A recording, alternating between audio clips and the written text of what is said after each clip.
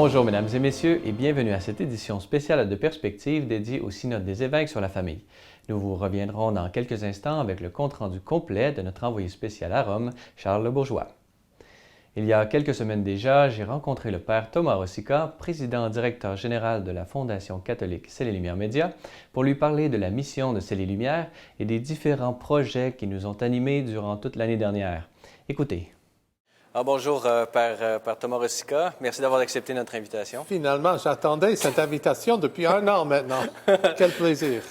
Alors, vous n'avez pas besoin de présentation. Vous êtes le PDG de Télévision C'est les Lumières. Est-ce que vous pouvez nous décrire un peu, comment vous décririez l'année qui vient juste de se terminer là, pour C'est les Lumières en général, Toronto, Montréal, un peu tout ça? Alors, c'est une très bonne question.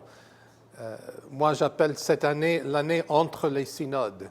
Pré-synode, post-synode, et puis la préparation pour le grand synode. Mais je crois que le grand thème aussi de cette année, c'est le thème de la famille, les grands défis de la famille. Et on a pris ça vraiment au sérieux parce qu'on avait le privilège l'année dernière d'être au synode avec notre équipe. Moi, j'étais porte-parole du synode pour la langue anglaise. Et tout ce que nous avons fait depuis l'année dernière, depuis cette session, parce que maintenant, on commence à marquer l'année entre la plénière des évêques, c'est-à-dire l'année pastorale. Donc, on a commencé l'année dernière en nous préparant pour Rome, pour le synode. En revenant de Rome, on a fait beaucoup de travail. Les vidéos, par exemple, qu'on avait préparées pour la rencontre mondiale des familles, et puis pour le synode. Et puis, le pape François nous donne beaucoup de travail. Et puis, c'est un beau travail. C'est un projet qui nous passionne. Et puis, on fait beaucoup de connexions avec le monde. Je crois aussi que pour nous, cette année, c'était une année très importante parce qu'on commence à franchir certaines barrières.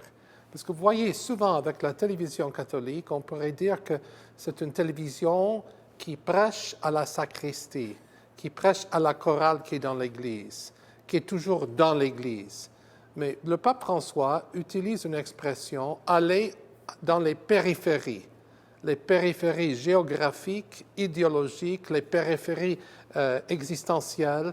Et puis, on essaie de franchir toutes ces barrières pour toucher le cœur des personnes qui ne sont pas forcément les bons catholiques qui regardent la télé. Alors, on se sert, par exemple, de plusieurs plateformes, non seulement la télé, mais tous les médias sociaux.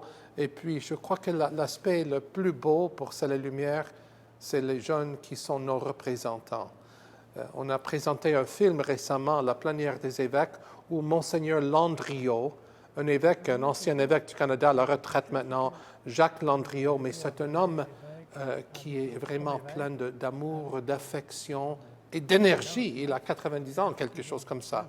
Il a utilisé une expression dans son entrevue. J'espère que vous allez passer cette entrevue en disant que nous sommes là pour toucher le monde, pour parler à tous les gens qui sont à l'extérieur, et puis de porter la joie, et puis il a reconnu l'importance de C'est les Lumières aussi. Ça m'a réjoui quand je lui ai pas de lui dire, je lui ai pas dit de dire ça non plus. Tous les évêques se sont moqués de moi en disant « Qu'est-ce que tu lui avais dit de faire ?»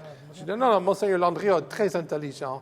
Il s'est rendu compte de l'importance de ce que nous faisons. » Alors pour nous, la famille, c'est le pape, c'est les nouveaux projets, et d'ailleurs, c'est le bureau à Montréal, parce que quand même, nous avons trouvé un directeur du bureau de Montréal, un coordinateur jeune, marié, époux, heureux, catholique profondément, et tu fais énormément de travail. Je suis très fier. Et si je ne viens pas très souvent à Montréal, ce n'est pas que je ne vous aime pas, c'est simplement que je vous fais confiance, et quand je viens, on pourrait travailler très bien en 2 jours, au lieu d'étendre ça, puis d'être là pour longtemps, parce qu'on se comprend. Avec Mireille, avec les autres à Montréal, je suis très, très content. Je suis très reconnaissant à Monseigneur Christian Lepine, mon camarade de classe. On avait étudié ensemble à Rome il y a 30 ans, et Monseigneur Lepine comprend très bien l'importance de C'est les Lumières. Le synode ordinaire des évêques sur la famille bat son plein en ce moment même à Rome. Notre journaliste Charles Le Bourgeois est sur place. Voici ce qu'il nous a préparé.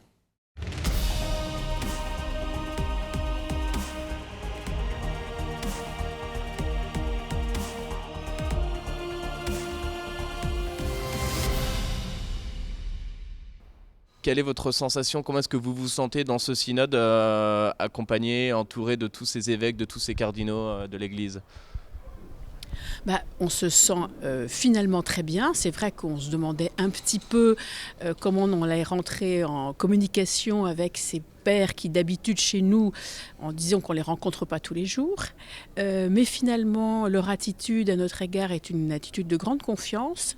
De notre côté, je pense qu'on est vraiment capable de leur dire ce pourquoi on est là, chose qui n'est pas toujours facile dans la problématique que nous apportons. Est-ce que justement vous qui travaillez aux côtés de ces couples divorcés et remariés, vous pouvez me dire un petit peu ce qui vous frappe à leur contact, ce qui vous surprend, votre expérience à leur côté? Eh bien, en pratique, les personnes que nous accompagnons sont des personnes qui sont dans l'Église, qui ont des activités dans l'Église et qui se sentent vraiment partie de l'Église. Donc, c'est un enrichissement pour notre couple de voir toute la confiance qu'ils mettent, toute l'énergie qu'ils mettent pour construire leur nouvelle union, et qu'ils veulent construire sous le regard du Christ. Et donc c'est ça un petit peu cette expérience que nous voulions partager ici pour montrer, pour essayer de sortir d'un simple débat sur des concepts, mais qu'on rentre vraiment à se préoccuper de la vie des gens. Hein, voilà. Est-ce que vous pouvez m'expliquer pourquoi cet engagement en faveur des divorcés remariés?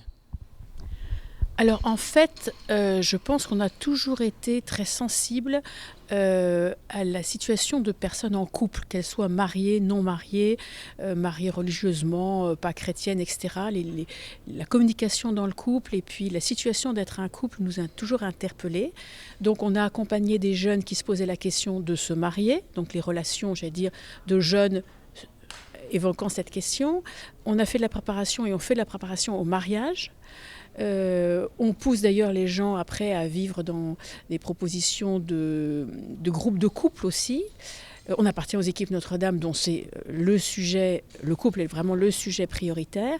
Et très logiquement, quand en arrivant, en changeant de ville pour des raisons professionnelles, on a appris qu'il existait des équipes pour les divorcés remariés dans notre mouvement, eh bien ça nous a semblé très naturel de les rejoindre et de vivre avec eux. Dernière question, quelles sont vos attentes particulières pour ce synode sur la famille? Alors une des attentes importantes, c'est que ce synode permette une conversion, mais une conversion de toutes nos communautés. Je pense qu'il y a tout un regard à changer et une véritable conversion qui touche toute la communauté. Si on écoute bien le discours du pape que nous avons eu samedi, c'est de faire une église synodale, c'est-à-dire de marcher ensemble. Et pour l'instant, nos communautés, je pense, ont des progrès à faire pour marcher ensemble, accueillir l'autre, de façon à vraiment créer le corps du Christ que nous sommes appelés à réaliser dans les communautés chrétiennes et catholiques. On a constaté, on a bien compris au cours de ce synode et en particulier des circuli où on peut vraiment parler avec les personnes que dans tous les pays, les problématiques se posent différemment, mais qu'à un moment, nos pasteurs constatent que les miséricordes, la plus grande miséricorde qu'ils peuvent avoir envers les différentes personnes et leurs différentes situations, se heurtent, on appelle ça rapidement les lois de l'Église, ils en sont vraiment extrêmement malheureux dans leur ministère. Pour nous en France, c'est la question des personnes divorcées remariées, mais pas seulement. Et chez eux, c'est des problèmes de polygamie et on ne peut pas donner le sacrement de baptême, donc de l'initiation chrétienne à des personnes qui sont dans des situations qui ne conviennent pas à l'Église. Finalement, nos problématiques se rejoignent. On ne serait pas vrai si on ne disait pas, et on le dit, que la problématique des personnes divorcées remariées qui sont déjà dans l'Église et qui sont déjà dans nos équipes, effectivement, c'est de pouvoir accéder à ce qui ferait dans les communautés dans lesquelles ils vivent vraiment des chrétiens jusqu'au bout, quoi. C'est très difficile pour eux de vivre ces exclusions. Simplement au regard de tout ce que vous avez entendu depuis ces 2 premières semaines, c'est quasiment, il reste une semaine d'échange évidemment, mais comment est-ce que vous voyez l'issue de ce synode? Vous avez une idée ou pas? Alors, non, nous faisons confiance. Nous faisons confiance, nous n'avons pas capacité de prophétie, donc là nous resterons très modestes là-dessus. Ce que nous avons pu constater, c'est que la parole a été très libre, que les échanges ont été profonds, que nous, laïcs, nous avons été effectivement écoutés.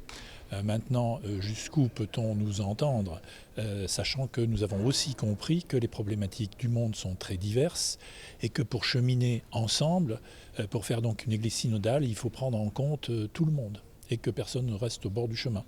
Voilà, donc nous accueillerons et nous accueillerons avec grande confiance les heures qui viennent et sans doute tout le temps qui va se poursuivre après ce synode.